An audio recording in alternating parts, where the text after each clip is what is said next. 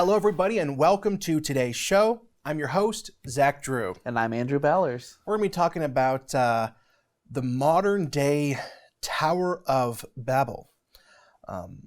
Is God about ready to confuse the world's language once again? Because we all collectively speak the same language. I'm going to be breaking that down, showing you clips today, and how it's associated with technology and how it's associated with LEO satellites, low Earth orbiting satellites.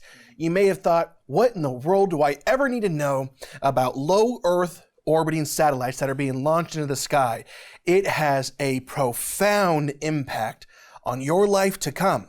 And in many regards, it is a modern day Tower of Babel.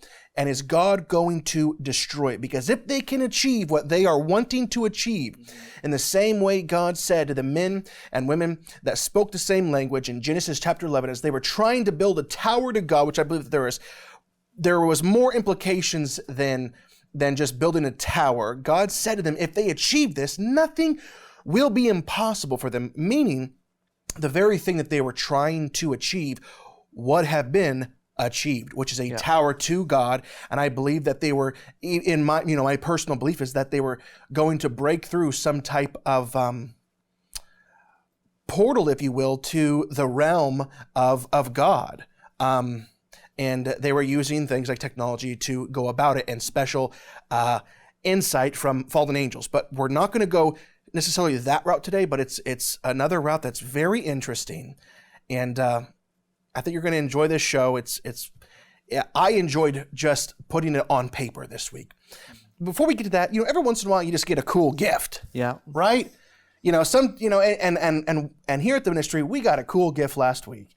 And I just wanted to show it. It was actually last month that we got this gift. This is a gift from a dear friend of ours at the ministry. His name is Stan.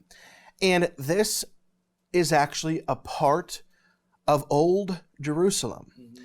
This is a road that led in and out of Jerusalem. We do not know how old this road was. We know for sure that it is hundreds and hundreds of years old. Mm-hmm. And it could even predate the time of Christ, which is really interesting. Yeah. We don't know, but we know that it is hundreds and hundreds of years old. They dug up the road, and Stan was able to get his hands on some of this road from Old Jerusalem, and he made this for us. It's amazing. Even on the back, there's a scripture, and it's such a fitting scripture. It's from Luke chapter 21, verse 24. It says this, "And they shall fall by the edge of the sword, and shall be led away captive into all nations. And Jerusalem shall be trodden down by the Gentiles, until the time of the Gentiles be fulfilled." And this is a part of that prophecy of Jerusalem being trodden down. It is such a cool gift. I'm just going to put it on the desk for today. Just really neat. Thank you, Stan, for that. And I think we're going to probably put it behind you so we can see it. Yeah, we'll find a place for it for sure. Listen, let's just jump into it. Like I said, I got to say this too. I was talking to somebody this week, and I haven't mentioned it since our fundraiser ended about 4 or 5 weeks ago. If you want to support this ministry, go to zachdrewshow.com, click the bright orange donate button. You can donate either through Tithely or PayPal on our website, or write us at IGBY, which stands for I Go Before You, at P.O. Box 797, Decatur, Illinois 62525. For those of you that are new to watching the show on WHT, we do not have a local church sponsoring us. I am not a pulpit minister, so that we do not have the donations from my church supporting the television show like the vast majority of TV shows you watch on Christian television. We are 100%, not 99, 100% supported by people that watch the show and understand that it takes a wild amount of money to keep us on places like DirecTV and Comcast Cable. So if you like this show, you appreciate the content, you believe in the direction that this ministry is going, we pray. We have never, this is a double negative, but we have never not prayed before our program. We pray before every program we do. And I was even just praying before this program that God, you would send us the right staff members to increase this ministry, that the sphere of our influence would grow exponentially, and that you would continue to anoint Andrew and I, that you would continue to anoint this program. And that's what we're praying for. We're praying for radical expansion. But that can't happen without the viewers getting behind us. So please get behind us, even on a monthly basis. I talked about before, if 10% of our viewing audience gave $30 a month, we would be able to do everything that we need, that we currently do. And that's DirecTV as well. That's Comcast. That's salaries. That's our media contractor. That's our accountant. Everything we do, if just 10% gave $30 a month. Okay, so LEO satellites, which stands for Low Earth Orbiting Satellites. Why in the world do you need to know about that? Well, let's get into it by first reading an article. This article is titled, How Low Earth Orbit Satellite Technology Can Connect the Unconnected. Low Earth orbit satellites are said to be the technology to revolutionize the internet, with more than a third of the world still offline. That's an important fact. 1/3 of the world still offline. This satellite constellation can help connect the unconnected and bridge the digital divide that's leaving remote and rural communities behind. The European Union recently announced plans for an LEO satellite system worth 6 billion euros, which is right at $6.7 billion. The EU is entering a space internet race where technology giants are spending billions of dollars on LEO satellite technology to close the global connectivity gaps. SpaceX's Starlink, that's Elon Musk's satellite internet venture, has deployed nearly 2,000 satellites in orbit and has applied for licenses to fly more than 40,000 satellites.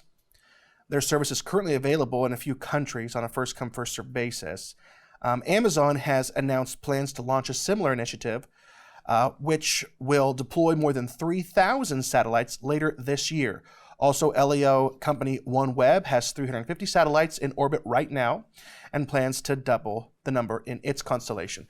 Okay, so lots of numbers. First off, if you don't know this, based on anything that I can find, before we started launching LEO satellites about 3 to 4 years ago, which I was, before the first one went up, I was covering this and covering what was going to happen in the future. And we're already several thousands of satellites towards the end of this, which you're going to be shocked what this means for you and I. Before this started taking place, the keyword is active, okay? Because we have a lot of broken satellites just circling the Earth. We had around 800 to 1,100 active satellites above the Earth. 800 to 1,100. In the next 10 years, there will be over 40,000. Just let that sink in. 800. So what's going on? What does this mean for such technology has been advancing, for the last 100 years like nothing the world has ever seen before. But to go from 800 from 1,100 or so to over 40,000 in one single decade, what does this mean? Why are they so desperate, and why now to connect every single person on the planet? Nearly 1/3 of all the planet is not connected, the rural, the indigenous people of the earth. Why is it so important for there to be some type of collective consciousness of technology of the human race? What's behind it? Well, I can tell you right now, I'm going to kind of spoil some of it. And listen, how in the world is the Antichrist going to control every tribe, nation, and tongue? He doesn't know what's going on in the jungles. The rural places, the indigenous people. How can every single thing, every transaction be recorded? If 2 or 3 billion people are unconnected, something has to transpire between now and the Antichrist come upon the scene, and it's being built right now. But it goes so much deeper than that. Yeah, and these satellites, by the way, you're talking about, 1/3 of the world not being connected. We're talking about indigenous and rural areas. But with these satellites, and especially with that many satellites, you can literally, just so people understand, you can literally be in the middle of the ocean. You could be in the most desert place in the world and have perfect signal. They say even if you're flying over the ocean in a plane, you will still have that perfect signal. That's right. Unbelievable. But we'll tell you what that means in a little while. Today, high-speed internet isn't just convenient, it's become a modern necessity. Although COVID-19 pandemic has accelerated digitalization globally, right? Because COVID-19 was hijacked by the globalists, and they go by many different three-letter agencies. But one of the biggest agencies behind it is the WEF, the World Economic Forum, right? We're going to get to that too. Although the COVID-19 pandemic has accelerated digitalization globally, 2.9 billion people still don't use the internet. No single government or company can bridge the digital divide on their own. Partnerships that invest in the future of the internet are vital to connect unserved and undeserved communities around the world. The World Economic Forum's Edison Alliance is mobilizing a global movement of leaders from the public and private sectors who are prioritizing digital inclusion. All right. One little interesting tidbit of information. This article, like I said, was titled How Low Earth Orbit Satellite Technology Can Connect the Unconnected. That is an article written by the WEF. It's written by the World Economic Forum. Okay? So I'm telling you right now, I would be hard pressed to find an organization I trust less. And you watching my show and the content we have talked about over other three-letter organizations, that's quite a statement. That I would be hard pressed to find an organization I trust less than the World Economic Forum. The end game of the WEF is horrifying. So let's just have a little history. So Klaus Schwab, an evil man, is the founder and leader of the World Economic Forum. Okay, he's also the driving force behind the World Economics Forum, their plan called the Great Reset. I really appreciate a guy by the name of Al Kircher. He is a blog writer. I actually reached out to him this week because I known a lot about Klaus Schwab, but he on a couple of his blogs, he really put it all together in one place for me. And so that's where this, the next couple of minutes, it's actually from his blog, just the kind of more of the rapid fire of just who Klaus Schwab is. So I appreciate Al Kircher. But something you need to know also about Klaus Schwab is that he studied under Henry Kissinger in college and even names him one of the most influential people in his life. And Klaus understands that putting humanity into a digital cage is the only way to control all of the world. And I was thinking about this week. Listen, if the Antichrist came upon the scene tomorrow, a man like Klaus would likely be a top pick for one of the 10 that would rule with him. If not, absolutely an executive assistant to the 10, right? And if you watch this show, you also know that I talk about the fourth industrial revolution all the time. And I will until the Lord comes back. And whether that's 5 years away or 50 years, because I cannot overstate enough the prophetic significance of the next revolution, the fourth industrial revolution, and how I am beyond convinced it will give birth to the Antichrist. Do you know where the term comes from? Like I said, you hear me talk about the fourth industrial revolution. I say it all the time. We have, graphics created for them. Where does that term even come from? It comes from the WEF, and more specifically from Klaus Schwab himself.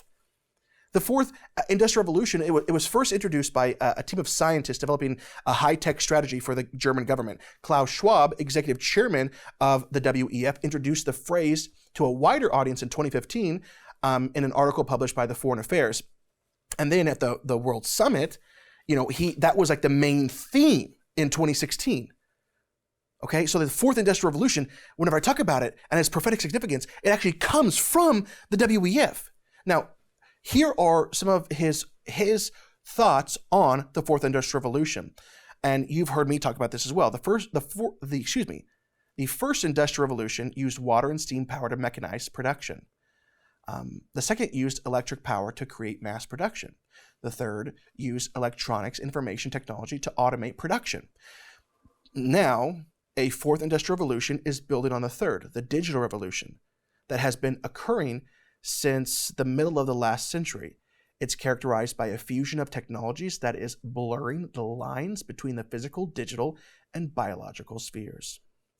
Klaus lists off a number of emergency technologies, and he, quote from him, he says, such as artificial intelligence, robotics, the Internet of Things, autonomous vehicles, 3D printing, nanotechnology, biotechnology, materials science, energy storage, and quantum computing. And he goes on by talking about the speed of current breakthroughs has no historical precedent. When compared with previous industrial revolutions, the fourth is evolving at an exponential rather than a linear pace.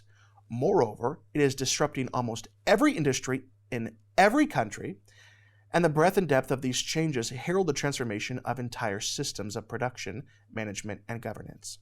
He tells us that the kind of impact current technological changes will have on our lives and the economy is like nothing we've ever seen, and implies that as individuals, we are ill-equipped to face its challenges.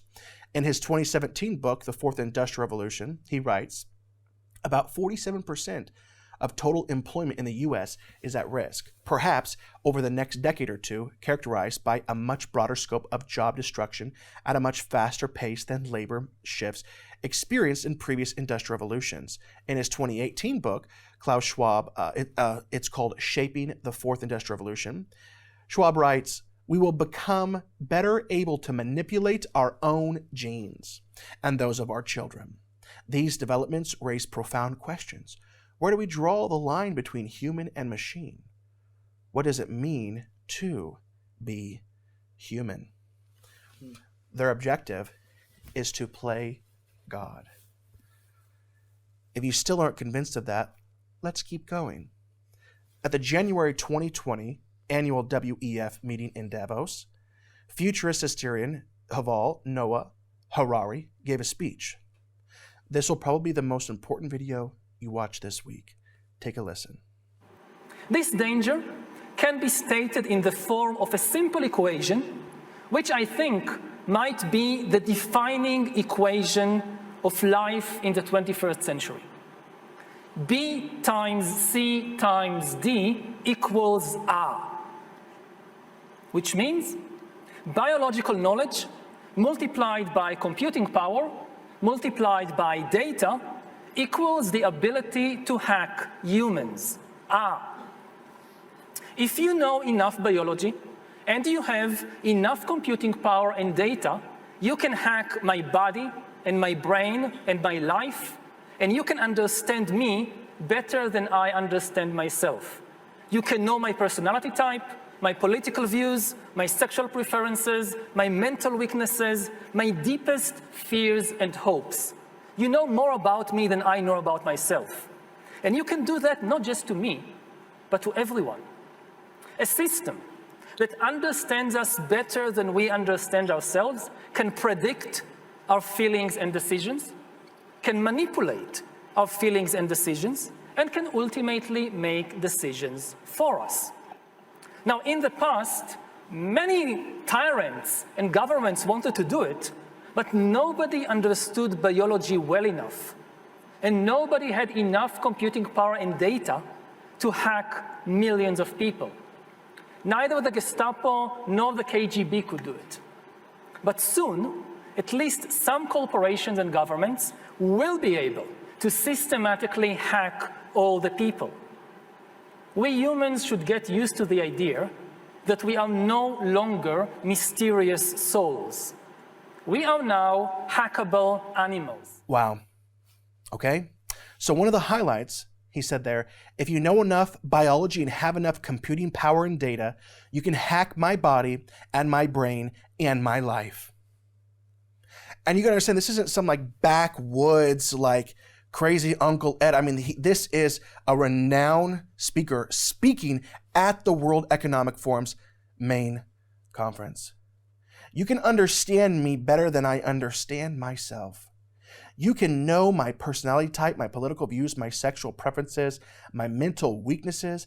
You will know my deepest fears and my hopes. You will know more about me than I know about myself. And you can do that not just to me, but to everyone. Complete control. A system, he says, that understands us better then we understand ourselves, can predict our feelings and can predict our decisions and can manipulate our feelings and decisions. There is no greater control than that, and can ultimately make decisions for us. I mean, there was like 5 truth bombs that he laid out there. Yeah.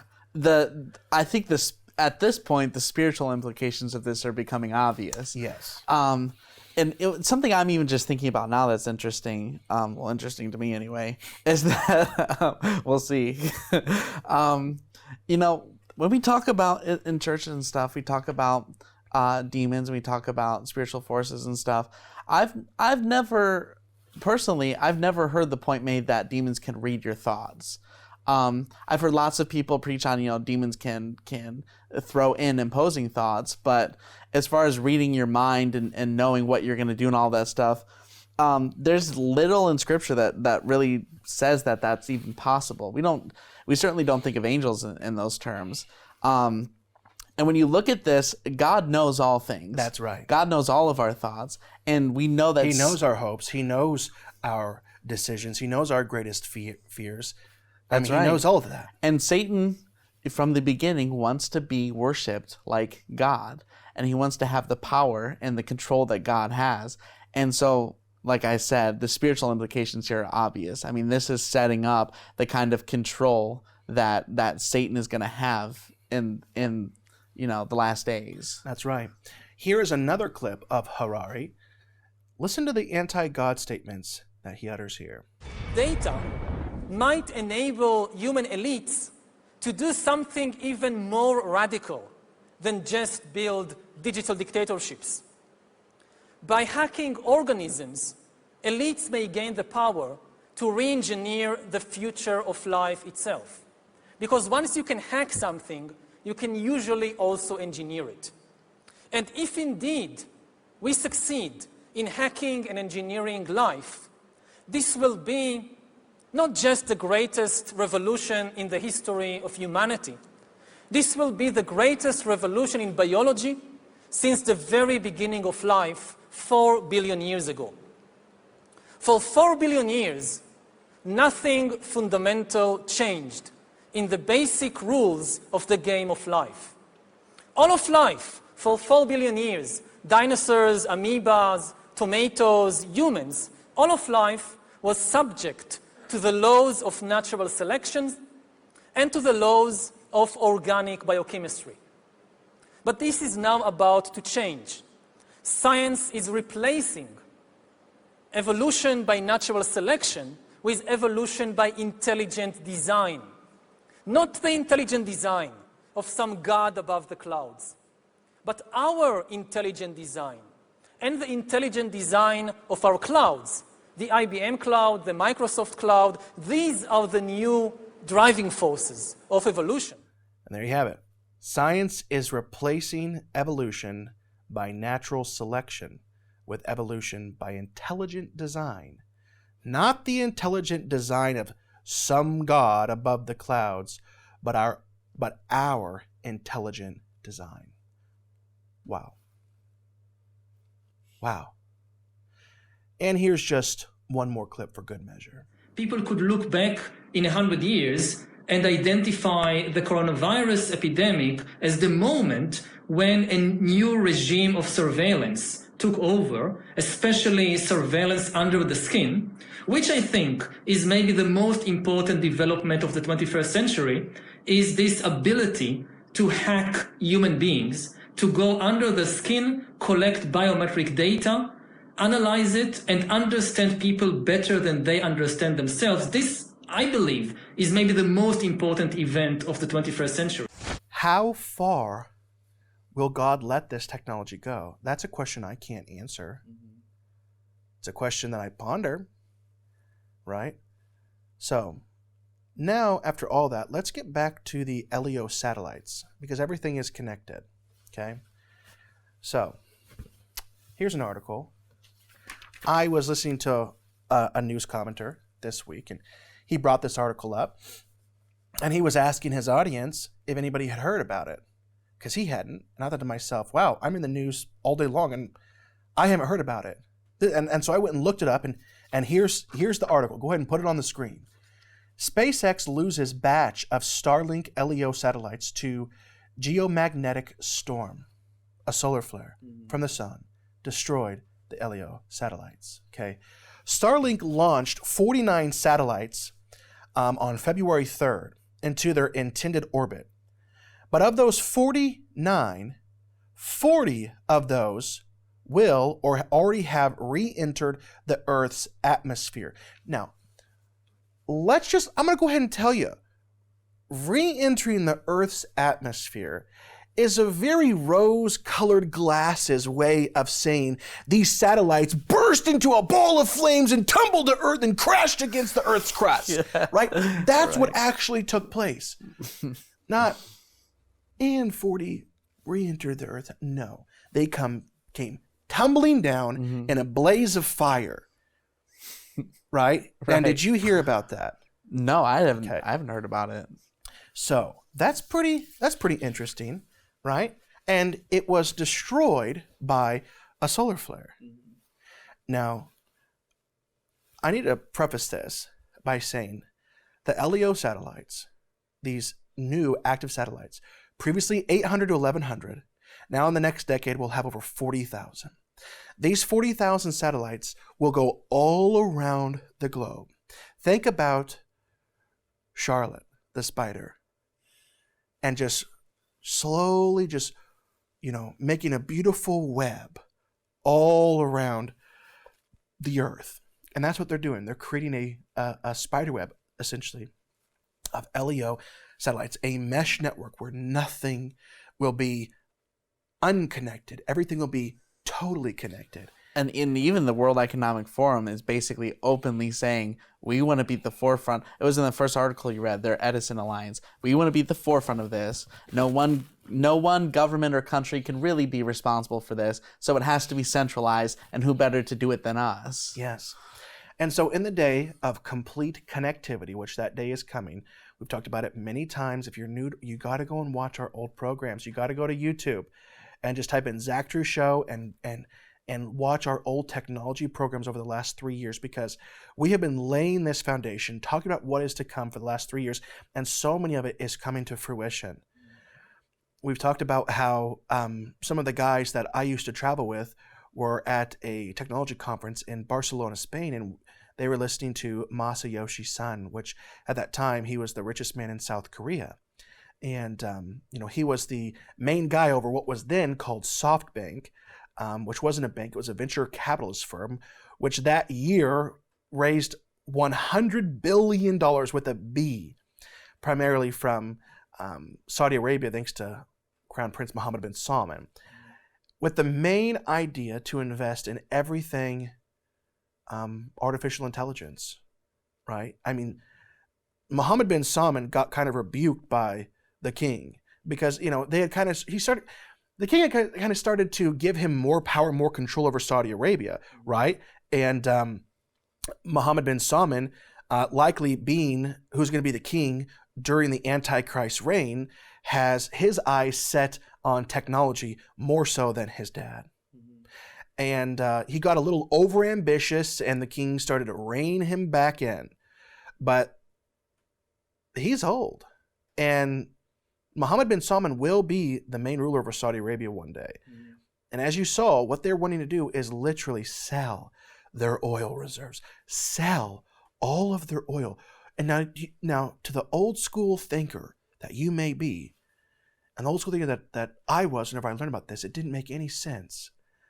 Why would you sell all your oil in one fell swoop? First off, that is what guarantee, if they didn't have oil, they'd just be a desert. Yeah. They wouldn't have golden Lamborghinis that their cops drive in and cheetahs for pets, and just the opulence, the gross, just anything you want, it's there. It's because of the oil. And so it's like why, if you're a smart man and I said, listen, I'll give you $200,000 every year for the rest of your life, or $2 million right now, the stupid person would say, give me the $2 million.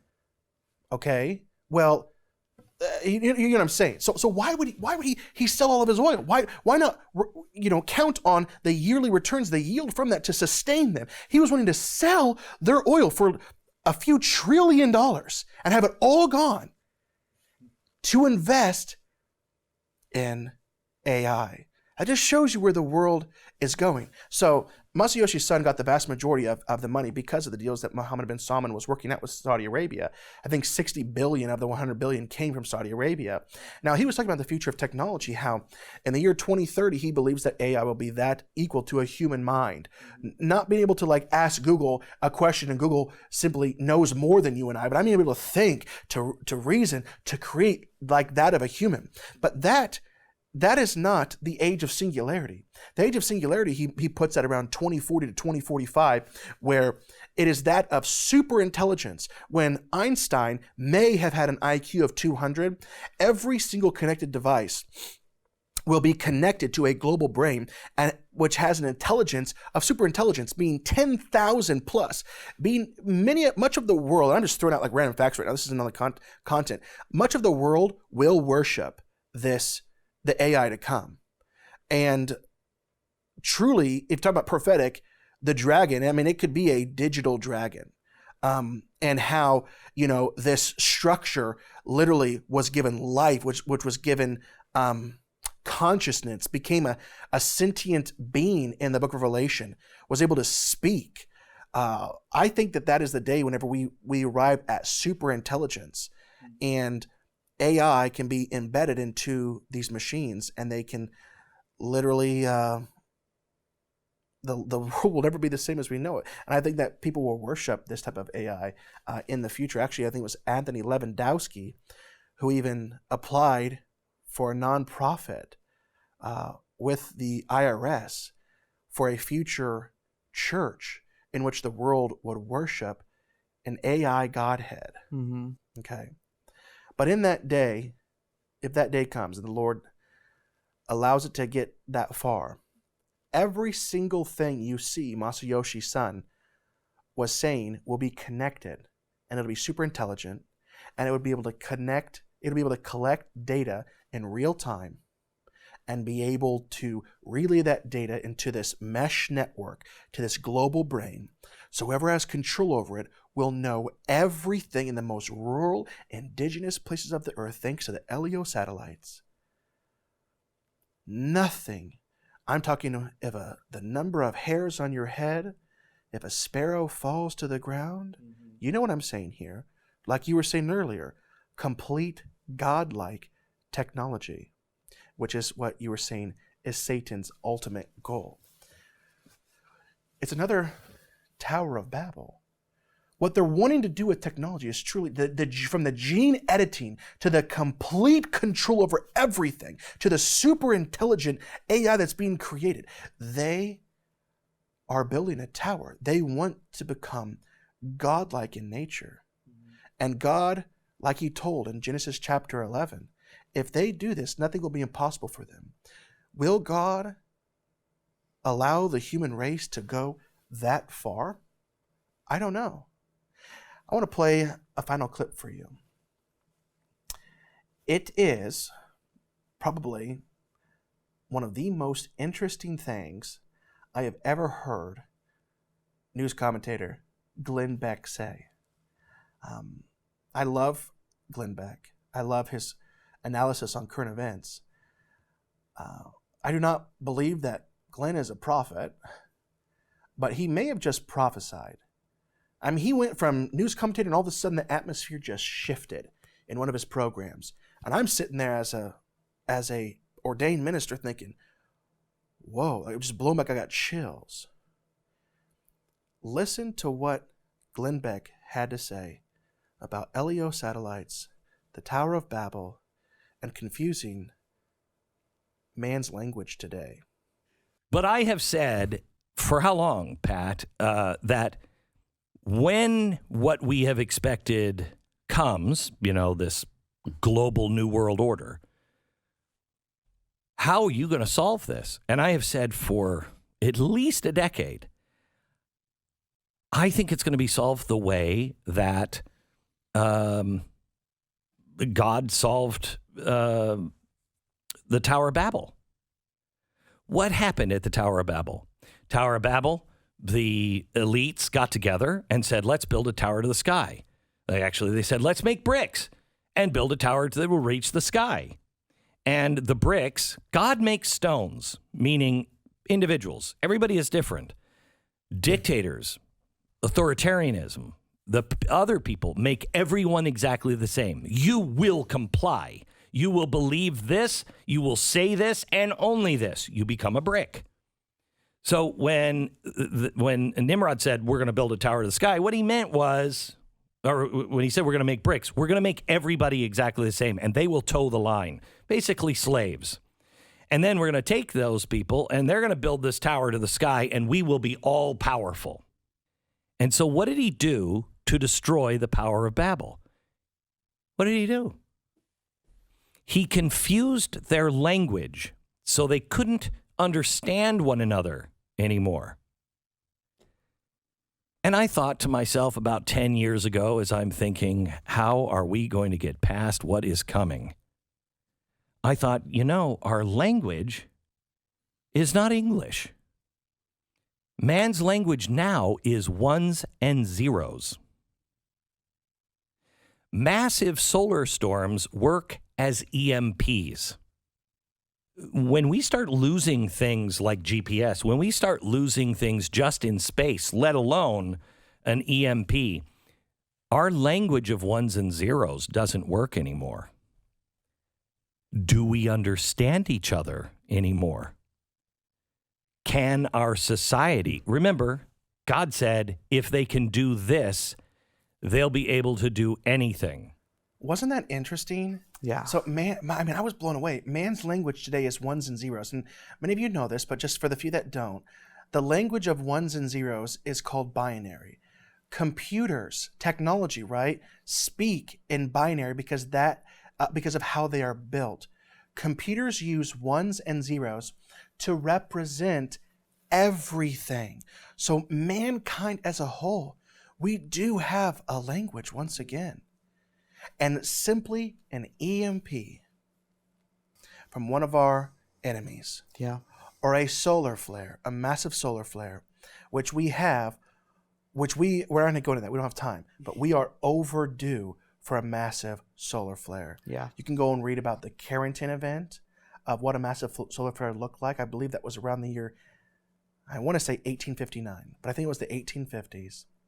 Whenever there wasn't a great deal of technology. We are overdue. And if simply that exact same scenario took place again today, we would not recognize the world. The world's language would once again be confused. Will God confuse our language again?